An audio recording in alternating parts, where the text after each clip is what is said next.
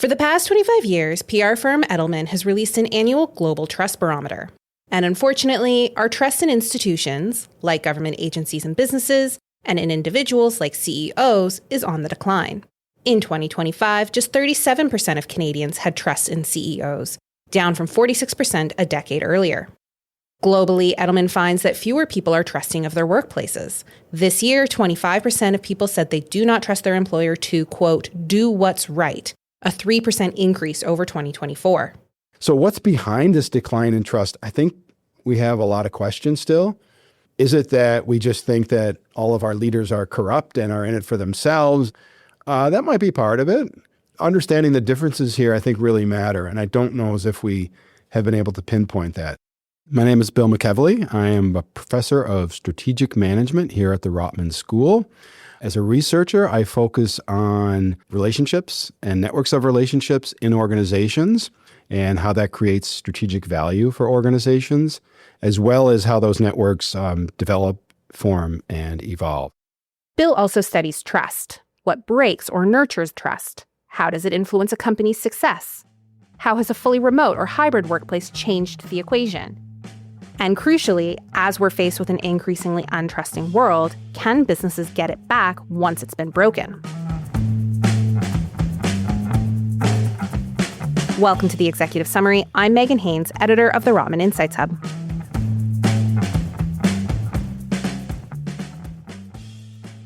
So what exactly is trust?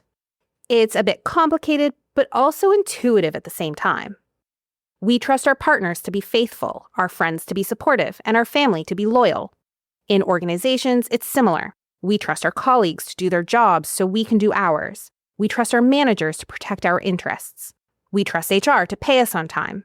We trust that we won't be fired without cause. And we trust that our CEOs aren't secretly James Bond villains plotting world domination.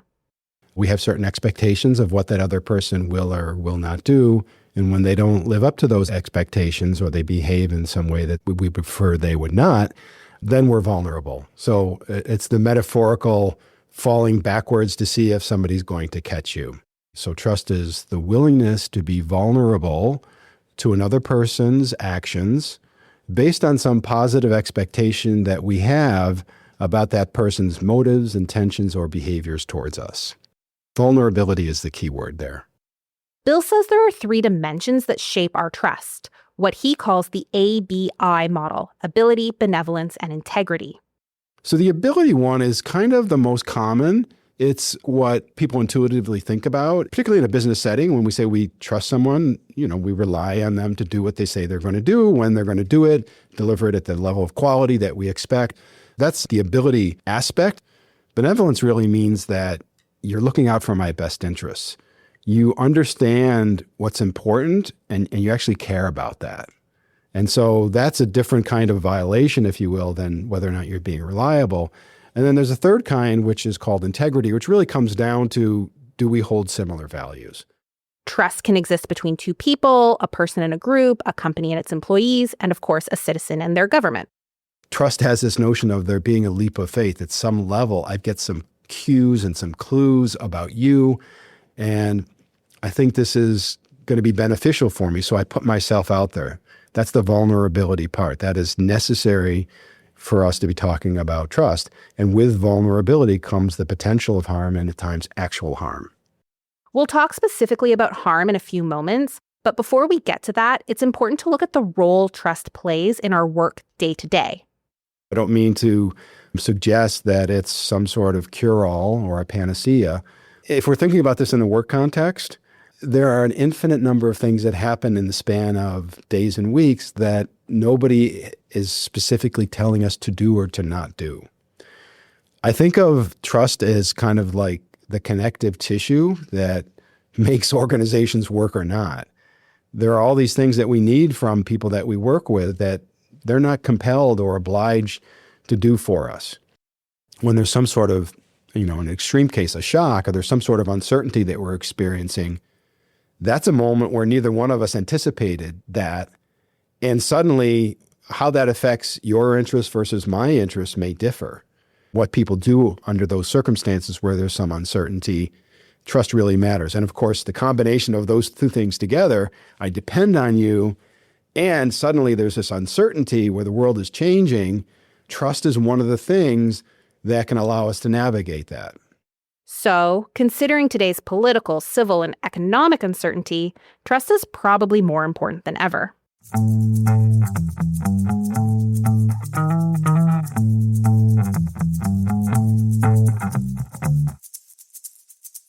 Lots of times people come to me and they say they want to talk to me about trust, but what they really want to talk to me about is repairing trust because they've lost it. And, my answer is the best way to repair trust is to not lose it in the first place. Because trust is based on our ability to be vulnerable, it means that trust can be easily broken. In a simple sense, it's really violating the expectation. Trust gets violated for lots of different reasons. It all looks the same on the surface, but it gets complex when you break it down. We only have 15 minutes, so we'll try to keep it relatively simple.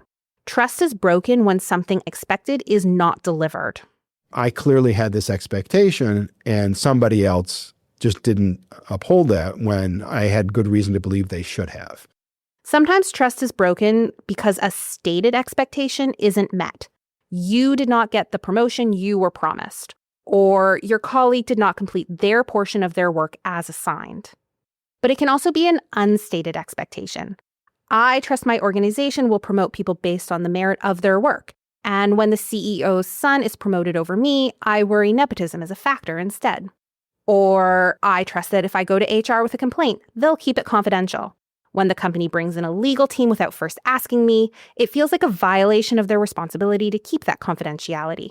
And this can be at an individual level. I trust my organization to treat me fairly, but also at a wider societal level. I trust my company when it says it values equality, and when it capitulates to political pressure that's in violation of those values, say walking back support for LGBTQ employees, I lose trust in my company. If you're a leader or a manager, there are ramifications for violating that trust. Even if you see the short-term benefit of breaking your word, say you can't honor your promise of a promotion because of budgeting issues, or you walk back your support of the LGBTQ community because a loud portion of your consumer base is now boycotting your product, it might not be worth the long-term consequences. I think about trust as like an asset, just like the hard assets that companies have. It's equipment, it's knowledge, it's resources, and it's the goodwill of their employees. And that goodwill is no longer there, or it's not there to the extent that it was. There are so many times when we're able to do our work or do it much better because somebody was willing to go above and beyond and just help somebody else out for a whole bunch of reasons. And they're no longer willing to do that. Of course, it's really harmful to the organization longer term.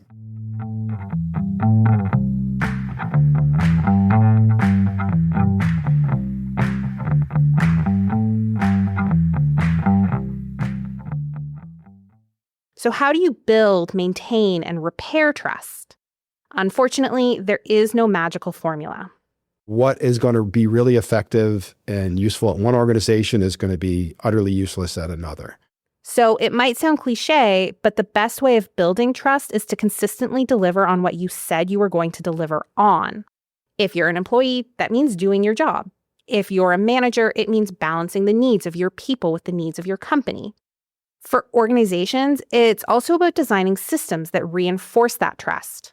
That means making implicit promises like fair, equitable, and safe workplaces explicit through policies and procedures. And when things go wrong, it means having mechanisms in place to put them right. It also means communicating a lot. There's the accrual of trust. It's a very difficult thing to have happen. And it's almost like on a daily basis that we're checking to find out, is this organization, that they still have my back? Is this still something that's mutually beneficial to me? And especially when significant events come up, whether they be crises, budget problems, new competitors, so on and so forth. People are worried they're going to get left behind. And those moments are obviously important for reinforcing trust. But even on a day-to-day basis where everything seems to be fine, it's important that leaders are constantly on the lookout for whether or not there's an issue relating to that. because that's how we experience it as humans. We need to be reassured. We need to have that reinforced on a regular basis. And if you do break someone's trust, well, it's important to take ownership of that mistake. And I think the first thing is to understand that it has been lost and what that means. Because there's also plenty of forms of trust violation that occur that it's a one-sided experience. Like the person who was harmed really feels that quite viscerally, and the other party almost is oblivious to it. And so in an organizational sense, somehow having the capacity to appreciate that is really important, because without that, there's no opportunity for repairing trust. Repairing trust often looks the same as building it in the first place, consistently delivering on your promises over time. I think you can put in place strategies, policies, procedures. I like to think of them also as like social tools that create the conditions for trust to take hold. But in the end of the day, whether or not it does and how much it does, you can't dictate, because I can't force you to trust somebody. I can't even force you to trust me. I can try my darndest. There's certain strategies I can think about interpersonally. I'll be like, okay, I'm going to be clear about my expectations. I'm going to be really reliable. I'm going to be on time. But in the organizational sense, we're doing this at scale now, right? And in today's hybrid work from home, digitally disparate world, even some of those peer-to-peer relationships become harder to nurture. So how do we decide who to trust at a distance? That's where Bill's concept of prismatic trust comes in. So clear light goes into a prism, and it all gets sorted out and filtered out into different rays, and we see the colors coming out the other side of it. Well, the same is true of networks. A whole bunch of information goes in, but there are certain mechanisms that allow us to refine certain aspects of the information and give us clear signals for things like trustworthiness. Think of it this way. In traditional relationships, we build trust based on personal interactions, people repeatedly delivering on what they say they're going to deliver on. But in today's world, where we often work with people we barely know across networks that span countries and industries, how do we decide who is trustworthy? That's what Bill and his team explored through a study of an investor trading platform called EasyTrade. What drew us to the context was the fact that it's a system designed to enhance trust. EasyTrade is like a social network for investors. You can follow other traders, chat with them, see how much money they made, and even automatically copy their trades, a feature called copy trading. You might expect that if you're going to blindly copy an investment, you'll trust the people you actually know and have a relationship with, right? And that did happen, but that's not all that the researchers found. And so over time, people come to be known for being good at certain things, and they attract followers. But not just the number of followers, the quality of the followers as well, because some of those people who are following you themselves are highly followed. And this is the measure of status that we use to predict that the people who are really high status in the network would be the ones who attracted more copy traders. So in the absence of that personal connection, people use status, transparency, and social signals as shortcuts for trust. They look at who's successful, who's followed, who's respected to copy trade. Now, as an organization, it doesn't mean you have to go build a social network for your employees to foster trust with people they don't know in your company. But it's worth considering. What signals are you sending in your workplace about who and what is valued? How transparent are your processes? Are you building systems that make it easier for people to decide who and what they can trust? We talked a little bit about designing social tools for trust. So we came across this platform where it was, from our perspective, pretty clear what they were trying to do was to perpetuate trust and create systems that were going to provide information on trust. Genie's out of the bottle. We're in this online world. We're going to continue to have more and more of our lives and our careers and our organizations online.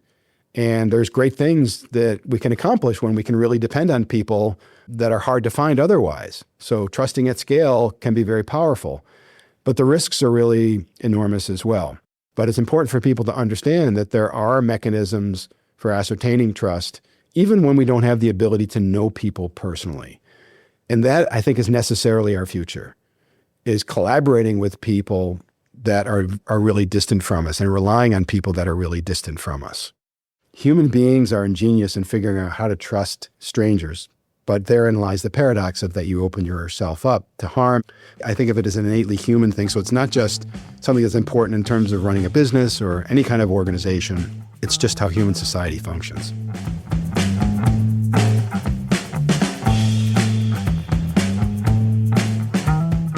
This has been the Rotman Executive Summary, a podcast bringing you the latest insights and innovative thinking from Canada's leading business school.